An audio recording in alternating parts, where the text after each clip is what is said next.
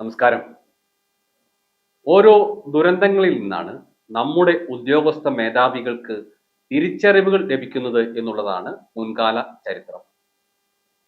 ഇന്നലെ നേര്യമംഗലത്ത് ഒരാളുടെ മരണത്തിനിടയാക്കിയ അപകടത്തിന് ശേഷമുള്ള അധികൃതരുടെ നീക്കം ഇക്കാര്യം ഒന്നുകൂടി അരക്കിട്ടുറപ്പിക്കുന്നതാണെന്നാണ് ചൂണ്ടിക്കാണിക്കപ്പെടുന്നത്. ഇന്നലെ വൈകിട്ട് 3 മണിയോടടുത്ത് കൊച്ചി ധനുഷ്കോടി ദേശീയപാതയിൽ വില്ലാഞ്ചിറയിൽ ഉണ്ടായ അപകടത്തിൽ ഇടുക്കി തങ്കമണി പാണ്ടിപ്പാറ കുപ്പമലയിൽ ജോസഫ് മരണപ്പെട്ടിരുന്നു. നേര്യമംഗലം വില്ലാഞ്ചിറയിൽ പാതയോരത്ത് നിന്നിരുന്ന വൻമരം ഓടിക്കൊണ്ടിരുന്ന കാറിനും KSRTC ബസിനും മുകളിലേക്കായി മറിഞ്ഞു വീഴുകയായിരുന്നു. മരം വീണതിന്റെ ആഘാതത്തിൽ കാർ ഏറെക്കുറെ പൂർണ്ണമായും തകർന്നു. ഗർഭിണി അടക്കം ജോസഫിനൊപ്പം കാറിലുണ്ടായിരുന്ന മറ്റ് 3 യാത്രക്കാർക്കും ഗുരുതരമായി പരിക്കേൽക്കുകയും ചെയ്തിരുന്നു. ഇതിന് പിന്നാലെ ഇന്നലെ വനംവകുപ്പിനെതിരെ രൂക്ഷ വിമർശനം ഉയർന്നിരുന്നു. പാതയോരത്ത് അപകട ഭീഷണി ഉയർത്തി നിൽക്കുന്ന മരങ്ങൾ മുറിച്ചു മാറ്റണമെന്ന് ജനപ്രതിനിധികളും രാഷ്ട്രീയ കക്ഷി നേതാക്കളുമെല്ലാം മുമ്പ് പലവട്ടം ആവശ്യപ്പെട്ടിരുന്നെന്നും ഇക്കാര്യത്തിൽ അധികൃതരുടെ ഭാഗത്തു നിന്നും ഉണ്ടായ അലംഭാവമാണ് ഒരാളുടെ ജീവനെടുത്ത അപകടത്തിന് വഴിതെളിച്ചതെന്നുമായിരുന്നു പൊതുവെ ഉയർന്ന ആരോപണം. മുമ്പും ഈ പാതയിൽ ഇത്തരത്തിലുള്ള വാഹന അപകടങ്ങൾ ഉണ്ടായിട്ടുണ്ടെന്നും നിരവധി പേർ മരണപ്പെട്ടിട്ടുണ്ടെന്നും മറ്റുമുള്ള വിവരങ്ങളും ഇപ്പോൾ ചൂടേറിയ ചർച്ചകൾക്ക് വഴി തുറന്നിട്ടുണ്ട്.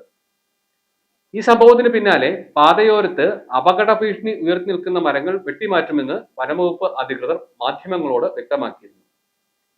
ഇന്ന് രാവിലെ ഉദ്യോഗസ്ഥ സംഘം ഇതിനുള്ള നീക്കങ്ങൾ ആരംഭിച്ചിട്ടുണ്ട്.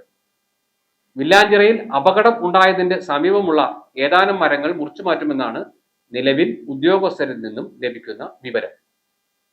പാതയുടെ നേര്യമംഗലം മുതൽ ഏറെക്കുറെ അടിമാലി എത്തും വരെയുള്ള ഭാഗത്ത് ഒരു വശം മലയും മറുവശം അഗാധമായ കൊക്കയുമാണ്.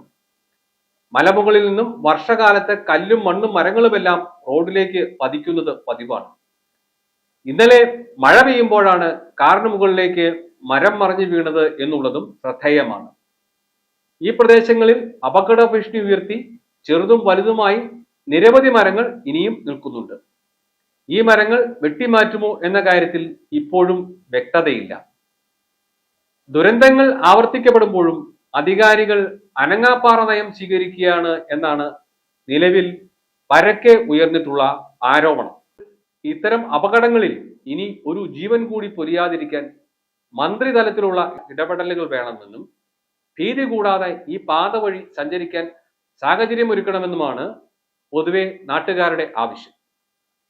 M4 മലയാളം, കോതമംഗലം.